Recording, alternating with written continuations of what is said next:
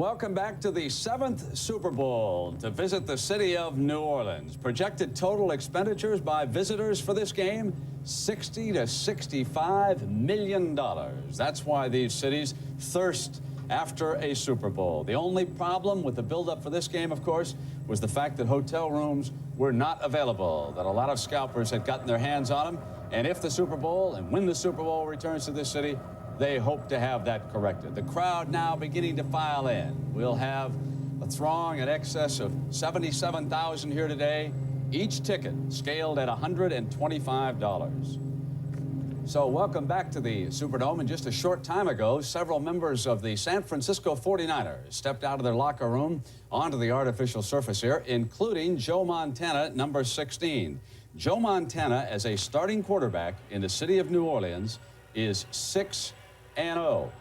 He was not the quarterback for the 49ers when they visited the Dome this year. In fact, he was out because of an injured elbow, and Steve Young was the quarterback of the 49ers. Now, let's go downstairs to Irv Cross, who's standing by with the owner of the Denver Broncos. Irv? Thanks, Brent. You know, Pat, you've gotten an awful lot of notoriety in the last few weeks with some controversial statements you've made about New Orleans and San Francisco. How were you received here in New Orleans? Well, we've had a wonderful week here in New Orleans. And you know, the statement about New Orleans was really taken out of context. What I said was that the Super Bowl is no place for children, and because there aren't anything for children to do. And somehow that got turned around, and I said New Orleans is no place for children, which is, you know, I didn't say that.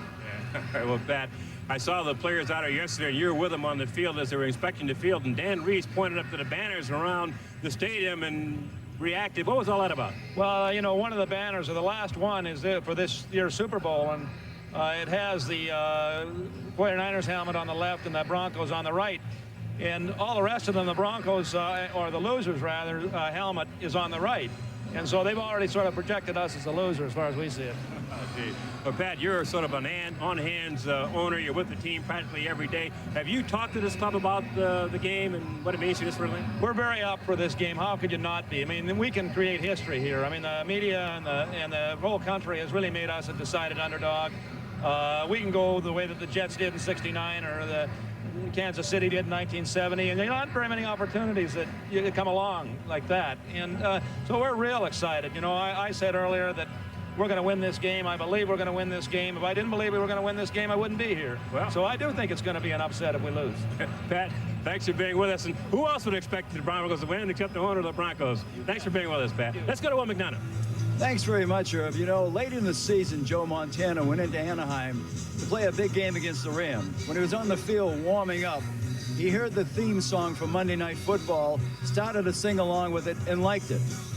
He had a great game that night. He threw 2 touchdown passes over 90 yards to John Taylor and decided maybe it was good luck. So he asked his friend Jim Warren to make a recording of it and put it in this cassette right here. Joe's carried around with him all week for inspiration. He figures it's good luck.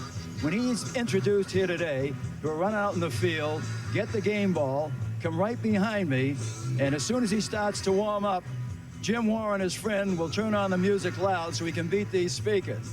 And Joe certainly hopes that all his rowdy friends in the Niners show up here to play football today. Let's go back to Brent. All right, well, somehow I can't envision the cool, calm Joe Montana screaming, "Are you ready for the football?" You know, the Denver Broncos have a great record against the 49ers in the 80s. They are 3-0. But keep in mind one thing about those 3 victories. On each occasion, the Broncos in the 80s have had to come from behind to beat them. All right, still ahead of us now on the Super Bowl today, we're going to take a video odyssey with Mark Jackson, the Bronco wide receiver, who will give us a rare off-the-field glimpse of his teammates as they get ready for today's Super Bowl. And the last time a Super Bowl was played here in the Superdome, Chicago Bear coach Mike Ditka rode off a winner. Iron Mike is going to join us as our special guest analyst. And coming up next, we'll take you into television's inner sanctum, the trucks, where they decide what you see on your screen. Stay tuned. Let's do this. And then let's do them.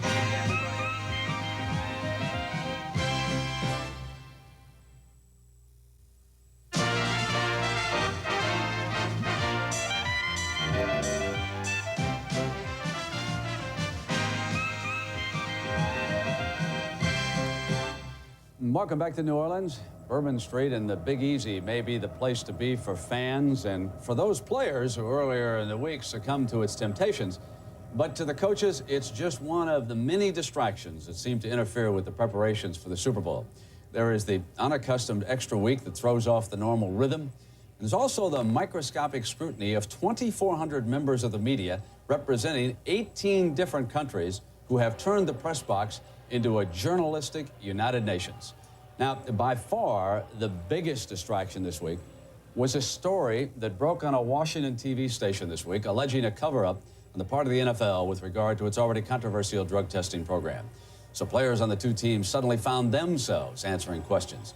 NFL Commissioner Paul Tagliabue, while vehemently denying the story, did, however, say there were some aspects of the league's drug testing policy that needed to be reviewed, and the commissioner said that banning steroids will be a major priority.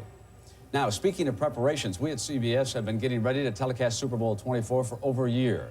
And as the crew goes through its final technical checks, Dick Butkus is down inside the control room. Dick? Well, Brent, this is not the inside of a spaceship. This is the control room, where these guys bring you the broadcast. Now, there's over 40 miles of cable, 15 cameras for the game. There's 10 videotape machines. There's 2 super slow-mos.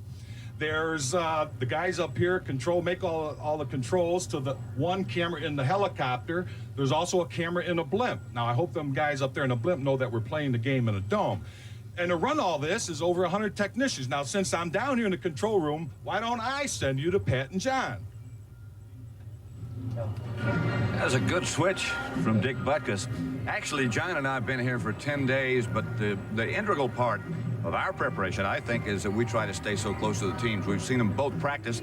And John, in the case of the Broncos, I think their main concern would be Bobby Humphrey. Well, you know, we were at the Bronco practice on Wednesday, and Bobby Humphrey really looked good. I mean, he was moving well. He was starting. He was taking most of the reps with the offense.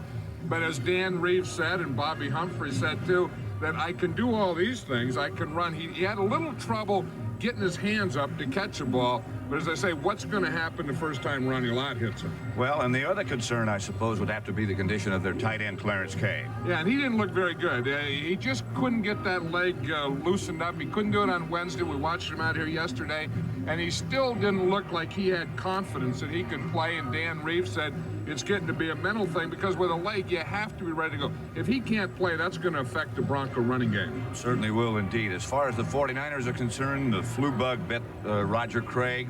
It also got Guy McIntyre. They both missed a day of practice.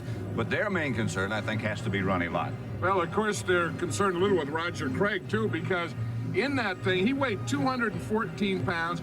He went down. Yesterday, we talked to him. He weighed 205 pounds, so he's lost 9 pounds. And as he said, he feels good. He feels quick, but you wonder if he's going to be strong in that second half. And then as far as Ronnie Lott, he injured his leg in the championship game, and he really hasn't run since. We were out at practice, and he would stand out there, and he didn't even try and run. We were out at practice yesterday. He didn't try and run. He said the first time he's going to try will be in a game today. Well, one thing I can tell you, we're ready. Let's go back to Brent. All right, Pat, thank you. And so are they ready over here in the Nippon television booth going back to Tokyo? Yeah. This is the Pat Summerall of Japanese television. Takao Masuda. I lead the play-by-play. Now, is American football big now in Tokyo, growing? Yes, very famous and very popular sport in Japan. Okay, I heard you can understand Japanese. May I speak Japanese? Sure, I'll try. Okay. アメリカンボールでは5万枚のチケットがわずか3時間で売り切れました。 Oh, that many people showed up. Now listen, we've got a play from a San Francisco 49er game, a touchdown pass. Let's listen first as our colleague Pat Summerall described what happened. Okay, I'll try. First down. Back to the 18. Montana. 45 to Taylor. Touchdown. All right, Taco, now, how would that touchdown have sounded in Tokyo? Touchdown is touchdown. ボールオン18ヤード。ロジャー・クレイムインモーション。モンタナドロップバック。オーバーザミドル。エンドゾーンに投げた。タッチダウン。タッチダウンパスキャッチ。ジョン・テイラー。 That is very good, huh? Got a standing ovation in the broadcast. Touchdown. We're going to continue live from the Superdome in just a moment.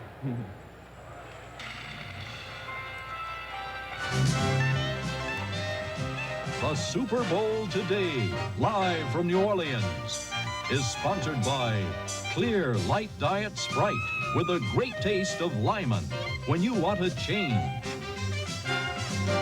The Die Hard Battery, now with more power when you need it most.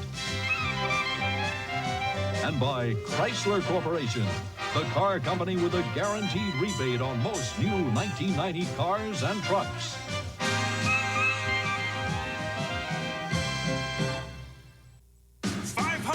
Of the hottest wheels on earth. Fasten your seatbelts when CBS Sports puts you behind the wheel in the Daytona 500. You can just imagine now some of the thoughts that John Elway is experiencing at this moment. He's an hour away from kickoff, and Elway and Dan Reeves, his coach, so badly want to win their first Super Bowl championship. Reeves, in fact, has really run a very tight ship this week in New Orleans, and he is hopeful that his rookie running back sensation, Bobby Humphrey, will be able to bear up. Those two cracked ribs are very high on the right side. A special pad, but you know, when he carries the ball with that padding, as Hank Stram was telling us, that ball is apt to be outside, and perhaps the 49ers will be trying to jar it loose, as the players are now out on the field for their final preparations here leading up to Super Bowl 24. And there is Jerry Rice, the man who can turn a 5-yard pass into a 90-yard touchdown. Joe Montana, who leads him just perfectly. When you think about it, remember how catchable Montana's passes are. Well, in practice right now, he has been taught to throw the football right between the receiver's eyes. That's what Coach Bill Walsh wanted him to do, get him used to it. And now it is George Seifert who has replaced Walsh as the head coach. He's trying to become only the second rookie head coach to win a Super Bowl championship. The other was Don McCafferty, the late Don McCafferty of the Baltimore Colts. And now George Seifert obviously expressing and telling his assistants exactly how he wants to handle the situation. The big task of his defense will be keeping John Elway contained, not letting him get outside, scramble for big gains. He uses the shotgun formation probably more than any quarterback in the game today. And meanwhile, Roger Craig and Jerry Rice and the rest of the 49ers will try to put as many points as they can up on the board here this afternoon and give the Broncos something to shoot at. And a crowd continuing to file on into the Superdome, the world's largest indoor arena. You could take the Houston Astrodome and you could put it inside the Louisiana Superdome. That's how vast this building is, and a beautiful overall look at it now. And you know, the players and the coaches are not the only ones who've been busy preparing for today's Super Bowl. Bernard Goldberg, chief correspondent for CBS News 48 Hours, has been following a pair of behind-the-scenes stories about other preparations.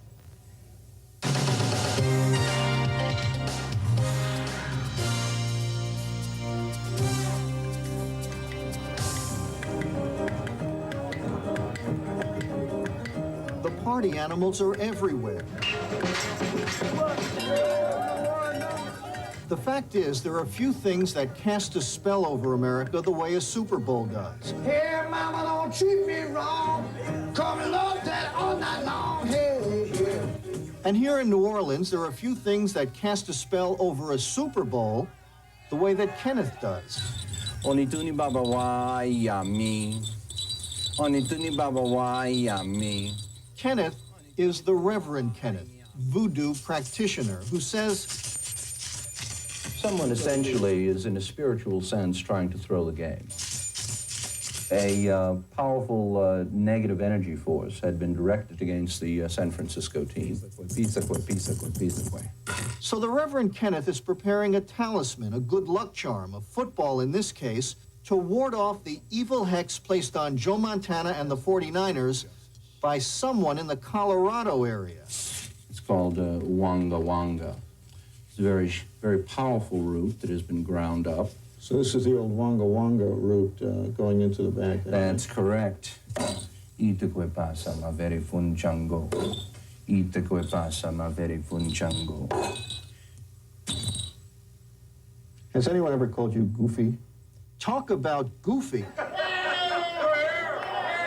John and Terry are Denver fans who've come to the Super Bowl because they love their Broncos without reservations. In fact, they have no reservations. You got a hotel, a great hotel, I guess, right? We have no hotel. No hotel. We have no tickets. No room, no tickets, no way, Jose, you might be thinking. I can't wait to find out how this turns out. Neither could I either. Where are we going? First stop, the French Quarter, to search for an old friend. Pam. Gotta see Pam. See if Pam's around. Who just may know somebody who just may have a room. Tickets? Cheap. Anybody got tickets? This is Tropical Isle. We're asking for Pam. Yeah. Let's find the manager. This is a nice place. We're going on anyway. What the hell we find a place to stay? Deja vu.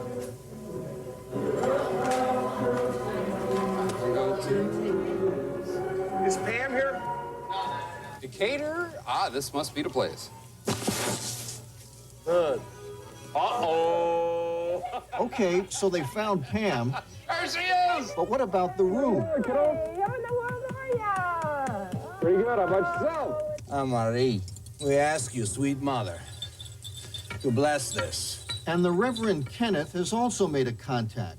The spell which has been placed against this team unjustly. Because this is a super hex, he wants to consult with New Orleans' #1 voodoo queen, Marie Laveau. Did I mention she's been dead for 93 years?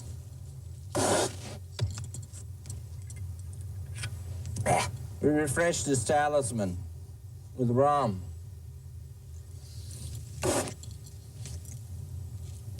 I'm moved, Reverend Ken, by the solemnity of the religious experience, especially when you spit the Bacardi out on the football. That's my favorite part, too. You gonna put us up? We can put you up. Friends stays on the floor. This is perfect. Where's the bed? Yeah.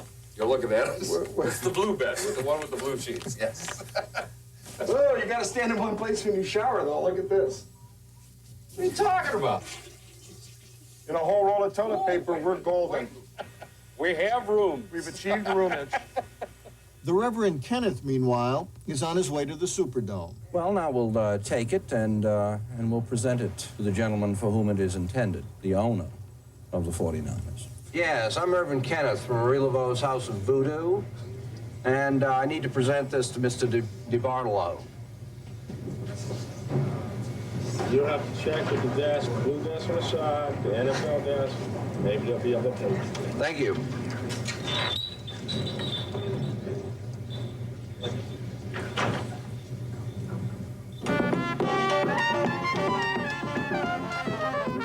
Day 2 of our 48 hours, 3 in the afternoon. A major breakthrough. Oh, Terry. John thinks he may have found tickets. It's ticket time. Terry is underwhelmed. You look like you've been up all night. Dude, I can get the tickets for us? You don't mind where they're at? Can I have your money? What did it cost? You. 125. That's the face value of the ticket. Where are they? I could probably get a lot more, but if your friends at Dennis, you can have them from. Section 609 is nosebleed. I don't know. Yeah, but it's, you know, it's getting into the game that counts. So now I got to ask you the TV question. How do you feel? Great. We got rooms, we got an airfare home, I got money left, and I'm going to the game. Meanwhile, the Reverend Kenneth, who had no trouble talking to a dead woman, can't figure out how to get the football across town to the 49ers. So he decides to leave it on his voodoo altar. The hex against Joe Montana and the 49ers, he says, has been removed. Oh, Terry! We made it! Super Bowl?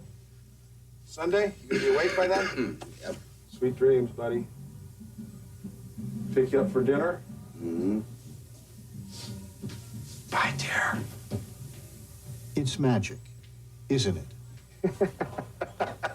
I'm going to Super Bowl.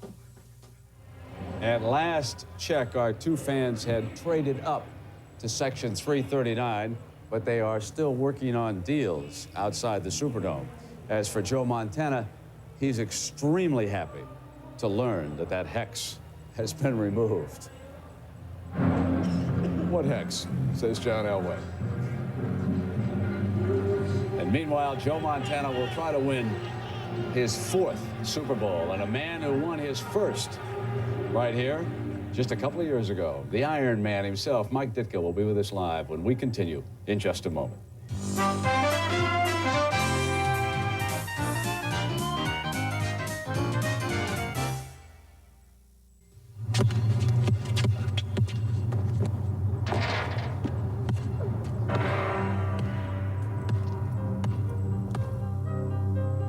3 years ago at this time, I introduced you to the tragic story of Mike Helms. He was a collegiate star with plenty of promise. And Helms is a great shooter. But his career path was blocked by drugs. Today, Mike Helms is finished serving his time. 5 years behind bars at this correctional facility. Now, with the support of his family, he is quietly making the difficult transition back into society. Staying clean is the toughest thing I've ever done, but I'm going to make it. And I'm going to try to reach out to the young people and help them avoid the same pitfalls that I had. Hard-headedness cost Lynn Bias his life. Cost Dexter Manley his... Given another shot, Mike Helms is staging one of the greatest comebacks the game has ever seen. Where there's help, there's hope.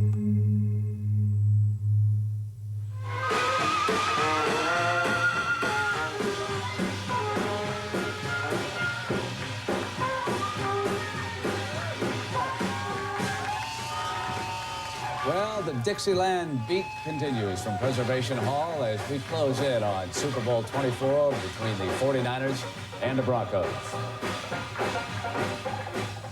And we welcome a coach who won that trophy here in New Orleans just a few years ago, Mike Ditka. Mike, what's the feeling now that's going through the minds and stomachs of the coaches and the players? I think the main feeling right now is anticipation. There's no fear, and the other feelings really don't matter. It's you can't wait to get going. And that's what's going through everybody down on that field. And coaches, they can't wait to get going. They want to see if all the strategies, all the things they've worked on through the whole season and through the last couple of weeks are ready to work. Were you confident on that day against New England? Never had a doubt in my mind that the Bears would win. And then I think that was the one thing with our whole football team, even though there were some distractions that week, we never had a question in our mind. And I think the reason for that, Brent, not to be egotistical or the fact that we thought we were a better team, is that our defense had played so well in the playoffs with 2 shutouts, and that's why we were so confident going in. Mike, did you care who the referee or know who he was before the game started? Well, I knew who he was, but did I care? No, they're all good. I never met a bad one. You know what's interesting about this game, Mike, is that the league made the referee available for an interview prior to the game for the first time. And Will McDonough spoke to Dick Jorgensen yesterday. Dick, has it gotten to you yet that maybe the fear, the anticipation of refereeing your first Super Bowl game? No, sir, not really any fear. Certainly worked a lot of games in the National Football League, so thrilled to be here, but there's no fear at all. Listen, what is it like for this game? Is it any different in terms of preparation for you and your crew? No, we prepare for this game just like we prepare for a preseason game or a regular season game. We have a little bit more time since we're in a couple days early, and we go over every detail, but we look at the mechanics and how we're going to cover the field and the cooperation and communication among the crew. So, in essence, the preparation is the same, except it's a little bit longer. Now, this is an all-star crew. I think people should know that really the best in the NFL is here today. You're graded during the year, but perhaps you haven't worked with some of these guys before. How do you work that out so you can get along together? We spend a lot of time in pregame conferences talking about the mechanics of coverage and how each of us will react to different situations. That's how we prepare. Our mechanics are the same all year among all the different crews, and we go over and over and over those, so after the first couple of plays, we'll be right in sync with each other. 7 officials, and 2 of them, the head linesman, Ernie France, and the line judge, Ron Bloom, did work together on the same crew during the regular season. So a lot of pressure on the officials in a game such as this one. And they go over the last-minute preparations down there. And you know, Mike, one of the great matchups of this game really will be the Broncos safeties and the 2 gentlemen who will have to take on the 49er wide receivers. And Dennis Smith had this conversation today with Irv Cross. Dennis, throughout the playoffs, the 49ers have been red hot. Nobody's been able to stop their offense. How are you guys going to do it? Well, I don't think anybody can just absolutely stop the offense when they're rolling, but we got to do our best to contain them and not try our best to keep them out of the end zone. I think that's the key. If we can hold them to a few points under their average, they've been averaging like 30 points a game, and if we can stay in this game to the fourth quarter, we'll find a way to win it. How do you prevent those short, quick passes, those 5, 6, 7, 8-yard passes from turning into 92-yard touchdowns? Well, I think you can't overly give them too much respect. You got to challenge them a little bit more, and when they catch the ball, make sure you're close enough to them that you can make the tackle before they have the time to put a move on you. Hopefully, if we can do that, get some hits on them, we'll cause some turnovers, and that's what we like to do. Cause turnovers, make things happen. That's what we expect to happen. Dennis, I hope you can put your finger on this one for me, but the Broncos have had an awful lot of success against the 49ers under Dan Reese. He's never lost to them in the regular season. Why is that, you know? Well, even in those games, like I said, they've had success moving the ball, but they haven't been able to score very many points on us, and I expect that to happen today. I expect them, they're going to have some success. We can't get out our game plan, just keep our composure, and I think that's going to be the biggest thing. If we keep them out of the end zone, you'll see the same type of game. All right, Dennis and Ronnie Lott were very close friends at USC. Lott has won some championships, and now Dennis says it's his turn. Well, the section of the country that has produced some of the greatest football players ever, including Joe Montana and Mike Ditka, is Pennsylvania. Monongahela, and we're going to check in live in Joe Montana's country in just a moment.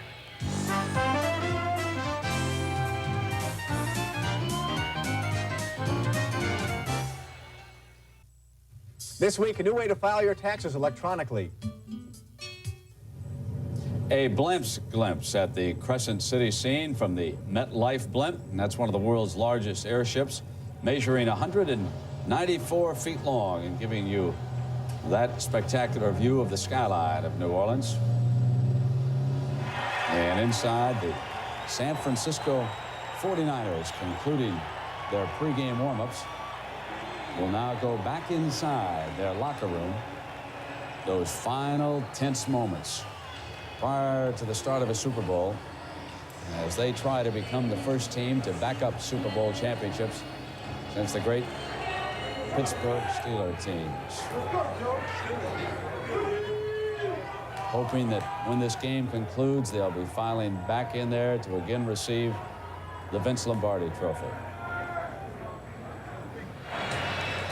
The Denver Broncos staying on the field.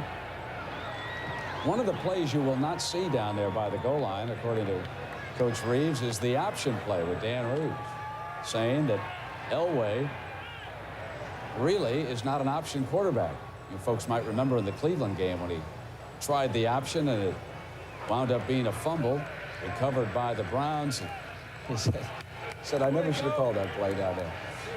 Mike, Monongahela, how far did you grow up from there? Where was your hometown? Not very far. Monongahela is in western Pennsylvania also, but it's a little bit out of Pittsburgh, the other direction than Aliquippa is. So we're not very far away, but I'm very accustomed to that area. When I was a youngster, very youngster, we played a little baseball against Monongahela. At that time, they were I think they won one of the first Little League World Series games. I know Freddie Cox, the great kicker with Minnesota for years, and he went to Pitt with me. He was from Monongahela, so they had a lot of good athletes out of that area. Would it shock you if I told you that it was snowing in that part of the world today? Nothing shocks me about Monongahela or Chicago. Well, let's check it. Where is Pat O'Brien? Pat, where are you? Brent, Brent, we are doing what millions of Americans are doing. We're driving to a Super Bowl party. About that snow, Brent and Mike, they say out here in western Pennsylvania that when it snows on game day, Joe Montana wins. So they're looking for that. 49er fans should be happy about that. We're not cheap. We're bringing our own pizzas to the party. This, as you said, Brent, is the home area of Joe Montana. A lot of memories everywhere you look here. They say Montana did this, Montana did that. In fact, right over there in that field is where Joe Montana used to play baseball. Of course, little Joey, as they called him, ended up a football player. And we spent the week kind of driving around the town. I'm going to show you some of the places that Joe remembers.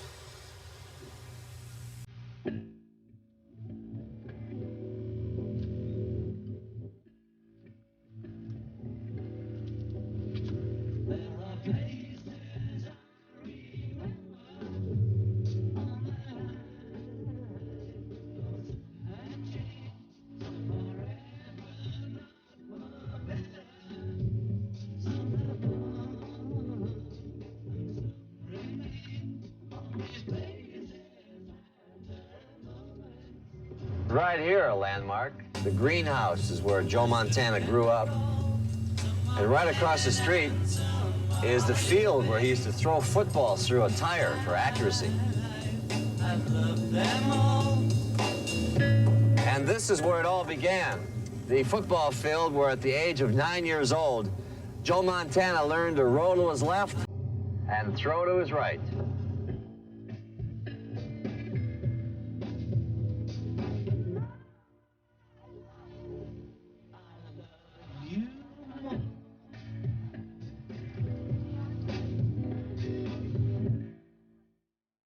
Well, if you think we made Joe Montana look like an angel up there, what do you see what the people in here think of him? These are all cousins. Hello, ladies, gentlemen. How are you? How's it going? Brought the pizzas. Inside the house here in Monongahela, this is a cousin, Mayor. This is the mayor of Monongahela. We're pronouncing it right? As we drive around the city, Mayor, how come there's no street named after Joe Montana? Well, one time we thought about it, but you know, there is a state called Montana. You're not going to tell me that, huh? Oh, sure I am. Mayor, thanks for something. Take the pizzas, pass them around. How you doing, folks? They're eating sausage. Mike Ditko will look at this and crave for some of this sausage out here. Patty is our hostess, who didn't know that she'd be hosting the country here. Patty, how many cousins did Joe have? Oh, there's well over 100. 100? Some people don't know 100 people. I know. We have a big family. What kind of a kid was Joe Montana growing up? Joe was, and he was a good kid, but him and my brother always found some trouble to get into. Nothing controversial that we should know about? No, I don't think so. Nothing on game day. Patty, thanks. Enjoy it. See you, folks. Back in here, we got folks. You think it's going to be a close game today, folks? It's going to be a blowout. Yeah, they know. Anyway, here's the cake that our crew has tried to eat, but we saved it this long, and we're going to they want to celebrate after the game. They've been celebrating Montana Mania around here for decades, 2 decades. And Montana, of course, Joe became a star football player in Midget League. And this is his Midget League coach, Carl Crawley. And Carl, what did you recognize in Joe at the age of 9 or 10? Oh, he had the ability to run to his left and throw the ball with authority and really pinpoint the pass at a very early age of 10 years old. You take credit for that running to the left, throwing to the right stuff? No, I just take credit for utilizing it. Okay. Like everybody else, along the line, the kid had the ability. All we did was utilize it. You always trusted him, great leadership qualities, even at that age, at 9 years old? Or is this just hindsight you're talking? No, at that early age, he was able to call the play. He knew how the play worked, and he was able to tell his other ball players what they had to do on the play. This was the heady ball player he was. Coach, enjoy the game. You know, I'm not going to forget about the tree, okay? Because they still have their Christmas tree up here, and it's loaded with Joe Montana memorabilia, and I don't even think they know this, though. Patty, did you know this? This baseball card right here, this football card, is his rookie card, 1981, which is worth $200. No, I wouldn't like to buy it. And they have 2 of them on there. Of course, they have kids sitting around here, they've been around here watching television all day. Cody, do your kids at school believe you when you tell them that you're Joe Montana's cousin? Yes. Yeah? Who do you like in the game today? Joe. You like Joe in the game, okay. So that's it from Monongahela. We've been having a great time here. Coach, get him quiet. Hey, Brent and Mike, watch this. Hey, folks, if Joe Montana wasn't playing, who here's a Steeler fan? Don't tell Joe. Back to you guys. We promised that to, Pat. Thank you very much. Mike, what is it that makes Joe so effective in the National Football League? You've tried to defend him. Well, I think what you got to understand is what all the quarterbacks said earlier today, Brent. And then there's a lot of qualities, intelligence, athletic ability. But I tell you what, he's in the best offense for Joe Montana. It's a rhythm offense. He gets rid of the ball in 1, 2, 3 or 1, 2, 3, 4, 5. There's no mess around. He knows what to do in every situation. I think if you look at the way he runs with the football, he knows when to run, how far to run, when to get on the ground, when to get out of bounds, when to throw the ball away. He's a heady quarterback. He doesn't make too many mistakes. And people who have tried to blitz him have really had no success. You know, Wade Phillips, the defensive coordinator for the Broncos, who's done such a good job, he was telling some reporters earlier in the week, Mike, that he's going to try to force Joe back to the left. Perhaps easier said than done. Did you try that against him? Well, you don't want him to go to his right. That's the main thing. That's where he's really good. Now, if you make him go to his left, not that he can't do it, but it's very hard for a quarterback to do that. I think what they're going to do, they're going to play some soft double zone. They're going to play some soft double zone, but not soft enough that they're not close to the receivers, so that if they do catch the ball, they got to be in a position to tackle them, because a lot of the big plays that the 49ers make, they make because they make people miss tackles, and with Taylor and Rice, they just run away from people. Okay, I want to talk about the Denver Broncos with you when we come back, but just a moment ago, the Broncos leaving the field here in New Orleans and filing back inside their locker room, and of course they will be out here for their third Super Bowl of the decade. And when we come back, you will see the video prepared by Mark Jackson. He'll take you behind the scenes with the Broncos in this week of their preparation when we continue.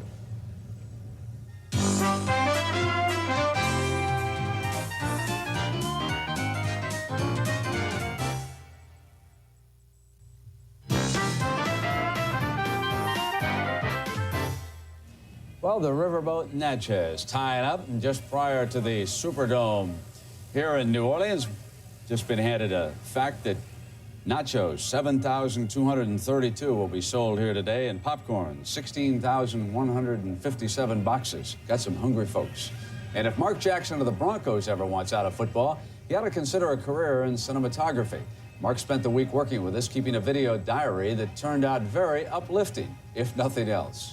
Hi, I'm Mark Jackson of the Denver Broncos. And in just a while, right below my feet, my football career will reach its ultimate peak, Super Bowl 24. But that's down there on the field. You may be asking yourself, why am I on top of the Superdome? Well, for the past 2 weeks, I've been sky high. Open the door, baby. I'm going to New Orleans for the Super Bowl. My boys come out in style. Bill Brad, cooling in the limo. Yeah, that's the baby that's gonna take us there. Look at this. How you doing? How festive. Hey, Coop, you really did have a hard night. Yeah, boy. The Broncos have landed. I knew I should have paid those traffic tickets. Super Bowl 24. Just looking at your body, I was thinking maybe you have taken the last couple weeks off. I ain't saying nothing, man. My actions speak Over for that me. cheesy tape, man. I ain't 3 inches anymore. You're good. Oh, we're gonna zoom in on that. Is that a... No, that is not a bicep, though. 25 inch? That is a peanut. Yo, Bobby, you've been there 10 minutes. Is it soup yet? Get it right, baby. This is a Super Bowl. What are they doing to our quarterback? Putting wires and stuff on him. None of these guys got a podium. They're hating it. They're all jealous. The man, the myth, the legend, Sammy Winder. Why don't you have a podium? That's what I want to know. This is a podium. This is Dennis Smith. He's being interviewed by a Mexican station, and he doesn't know any Mexican. But I do. I know what he's saying. He's saying Dennis Smith is the biggest hot dog of the Super Bowl. I'm Mark Jackson of the Denver Broncos. Nice to meet you. Oh, he's got some ladies back there. Back there. How you doing? There's the boss. Mark Jackson. I'm just an impersonator. John, what do you think about the game? Other side of the camera. What I want to know is why didn't I make all batting team? If I can get open, they ought to throw me the ball more. I don't know why I don't have more catches. What do you think, Moose? Is it good? Is it good stuff? Don't talk with your mouth open. Nah, we'll pass on that one. Hey, watch those guys. They might be putting something in their pockets over there. That's why I've got the camera. Do it, man. Hello? Good morning, Mr. Jackson. This is your wake-up call. It's Super Bowl Sunday. Oh, is it really? Yeah, I don't imagine they're that loose inside that locker room right now, Mike. You know, like I said, it's anticipation. I don't think they're that tight. It's going to go away in a hurry because I think they've been looking forward. You know, the long wait is something, and they just want to get out there and get it. The juices are flowing.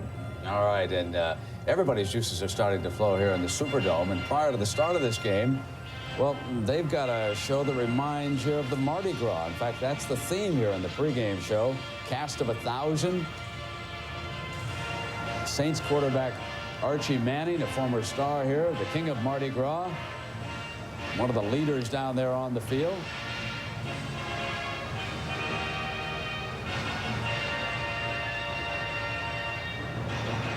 And we'll continue live from New Orleans in just a moment.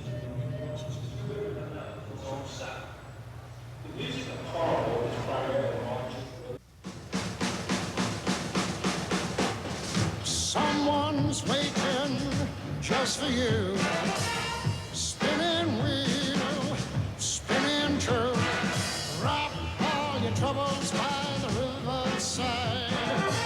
watch a painted pony on the spinning wheel.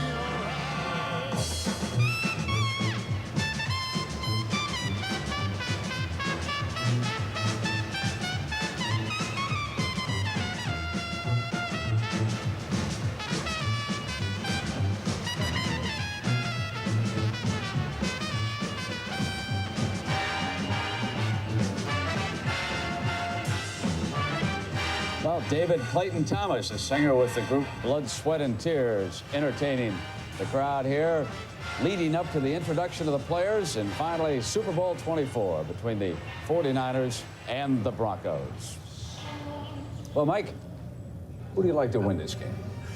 Well, I think the rest of the country has already made their choice. I'm going to go with the Broncos, and I can go for a lot of reasons.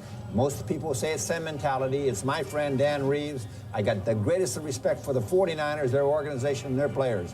In one game, anybody can win. I'm picking the upset. Now, why would you do that? I mean, what convinces you that the Broncos are going to... No one else that I've talked to. You know why I can do that? I can do that because automatically I'm an expert. Now, I'm part of the media, and that gives me expert credentials. I'm no longer a coach. I don't know anything. I'm just a member of the media. Therefore, I become an expert instantaneously. Low scoring or high scoring, Mike? I don't know. I think the game's going to fall somewhere in the area. One team's going to be in the 20s, the other one's in the teens. That's my feeling. So you think John Elway's going to have a big game here this afternoon? I said that they're going to win the game. I didn't say it was Elway's job to win the game. They got to win the game as a team. They got to play defense. They got to run the football. I'm going to find a 49er fan. I'm going to find out where Dick Butkus is, and we'll do that, and we'll come back in just a moment.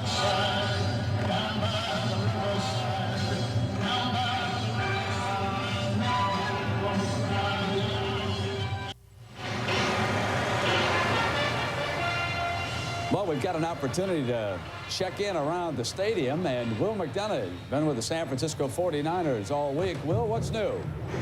Well, Brent, I tell you, down here in the field, it's chaos right now, but what the Niners were talking about all during the pregame period is what will Denver do the first time they have the ball. The owner, Eddie DeBatlo, speculated shotgun with John Elway. The players were all talking about watch for the run and shoot. The big theme for the defense of the 49ers, Ronnie Lott was telling the players all through the workout, we got to be ready for everything. Well, now let's go upstairs and see if Pat and John are ready for the game. Pat?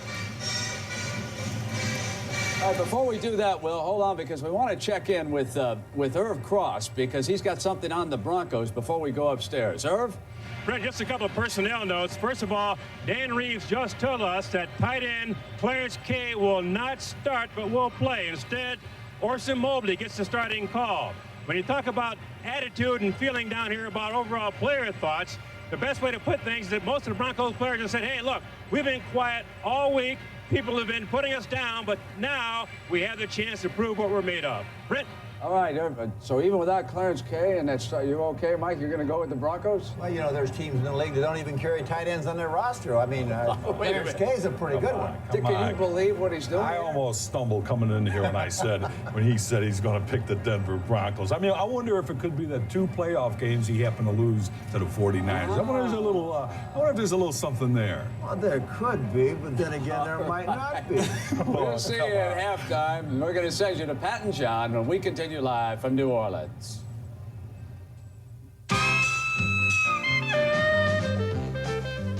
The Super Bowl today, live from New Orleans, has been sponsored by Nike, who reminds you to just do it. Diet 7-Up, now more taste in an icy new can. Go on, break the ice. And by the American Express card. Membership has its privileges.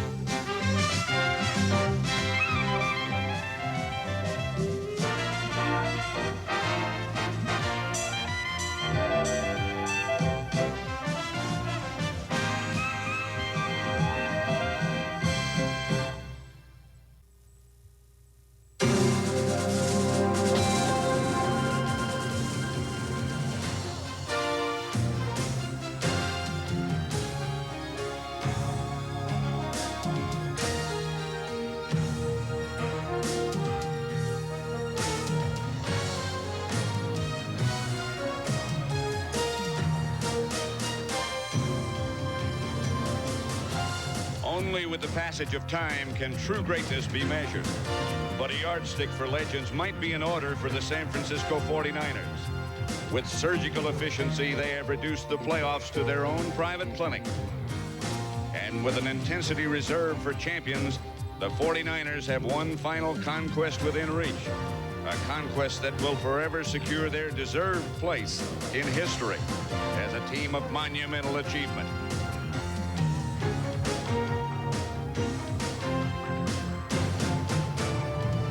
Bearing the burden of untold promise and suffering the pain of past misfortune are the Denver Broncos, proud champions of the AFC, whose grit and perseverance have once again earned them a role in football's premier showcase.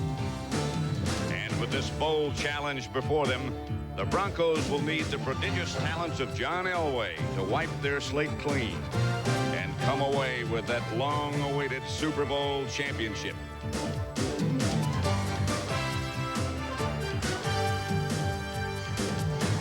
Entire careers are spent pursuing a dream, and today that dream is a reality in football's ultimate confrontation.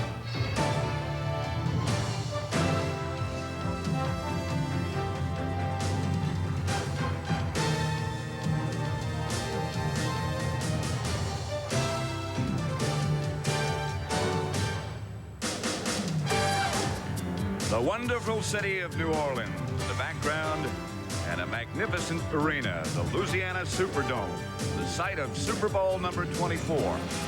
Weather conditions not a factor, not ever here. San Francisco and Denver. San Francisco trying to repeat, and the Broncos, who've lost 3, trying to win their first one. We're live at the Louisiana Superdome. That's the 49er locker room.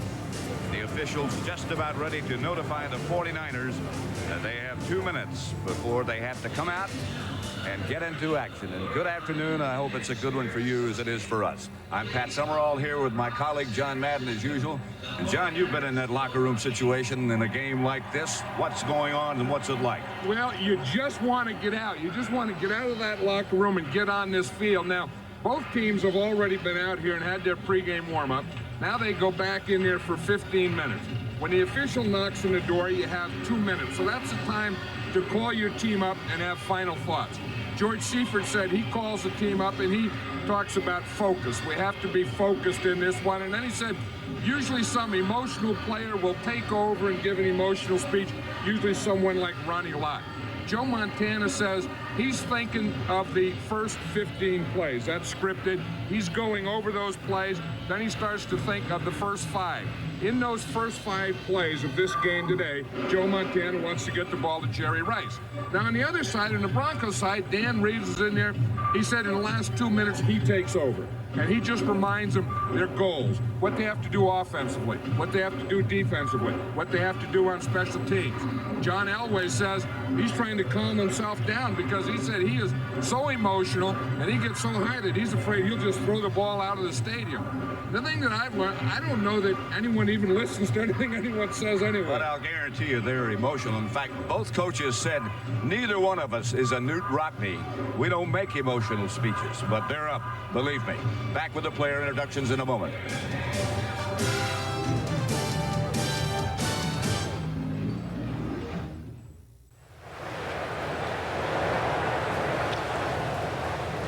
The Superdome in New Orleans, the site of Super Bowl number 24. And we're just about set. This is the ultimate.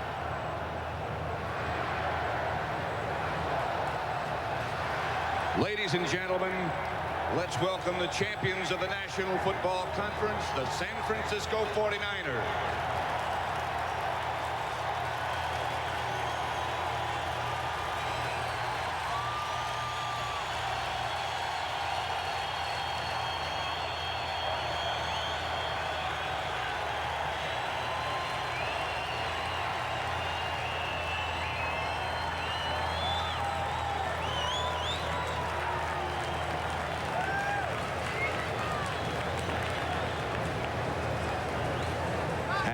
Let's meet the starting offense for the San Francisco 49ers.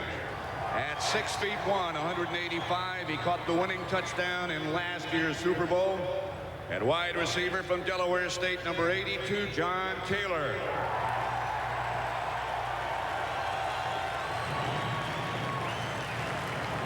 At 6'6" and 299, starting his second Super Bowl at left tackle from Michigan, number 77, Bubba Paris. At 6'3", 265, starting his second Super Bowl at left guard from Georgia, number 62, Guy McIntyre.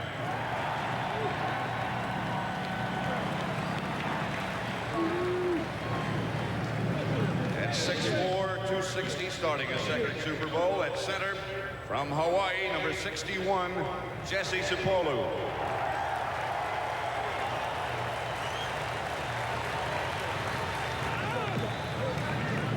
At 6'6" and 275, making his first Super Bowl start at right guard from Texas Arlington, number 69, Bruce Colley.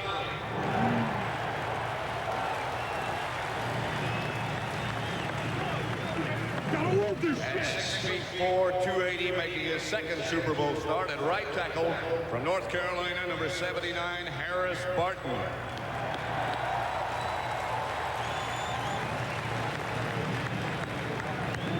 At 6'4", 230, making his first Super Bowl start at tight end from Santa Clara, number 84, Brent Jones.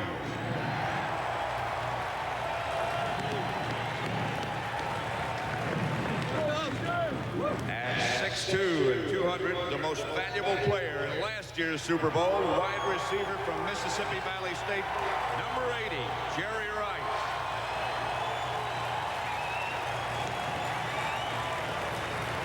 At 6'2", 195, a two-time Super Bowl most valuable player, the quarterback from Notre Dame, number 16, Joe Montana.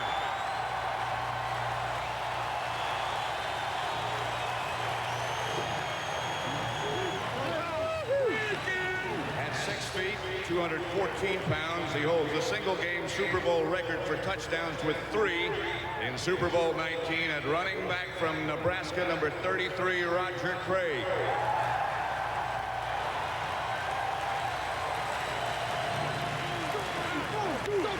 At 6'1", 232, he led all NFC running backs in receptions this year with 73.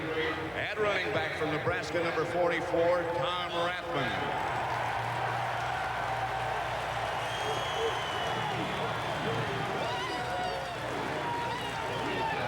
And the head coach with the most wins of any head coach in his first season, George Seifert.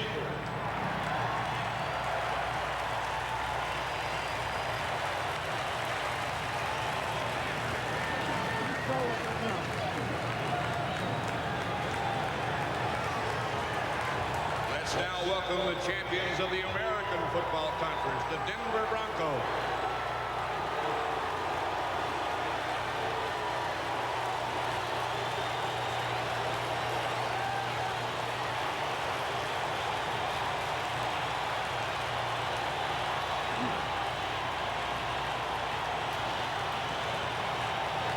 And now let's meet the starting defense for the Denver Broncos. At 6'6" and 272, playing in his first Super Bowl at left end from Florida State, number 92, Alfonso Carricker.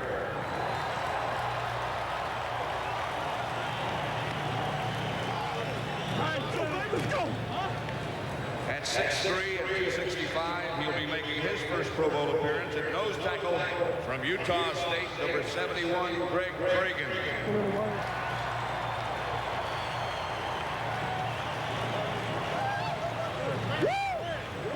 At 6'4" and 265, he had a career high in quarterback sacks this year with 9.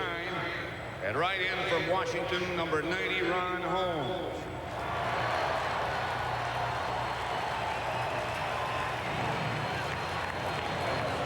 At 6'1", 235, making his first Super Bowl start at left outside linebacker from LSU, number 56, Michael Brooks.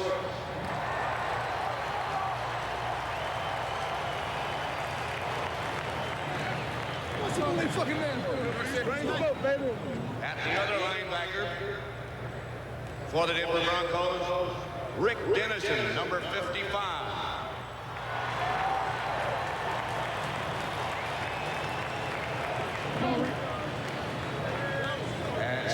240 in the Pro Bowl this season for the 4th time in 5 years.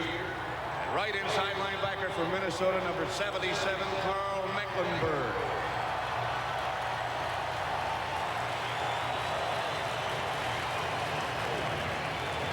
At 6'5", 240, he led the Broncos in quarterback sacks this season with 12.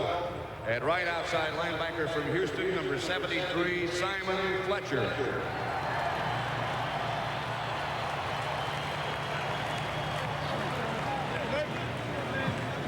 .5'11", 185.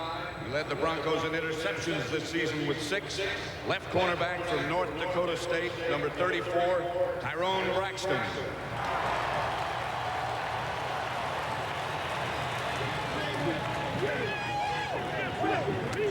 At 5'10", 186, starting his first Super Bowl at right cornerback from Nevada, Las Vegas, number 24, Wyman Henderson.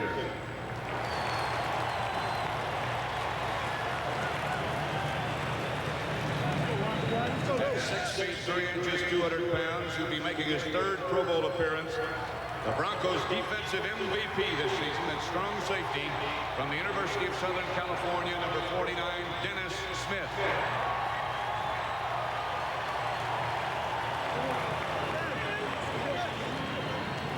At 6'3", 217 pounds, as a rookie, he led the Broncos in solo tackles this season. At free safety from Arkansas, number 27, Steve Atwater.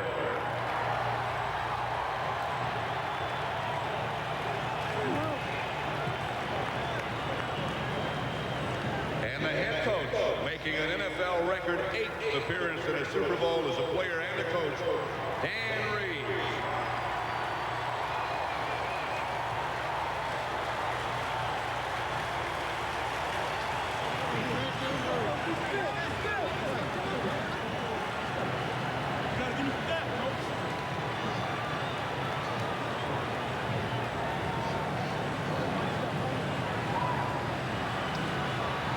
Super Bowl number 24 from the Louisiana Superdome coming up, as will the National Anthem. We'll be back.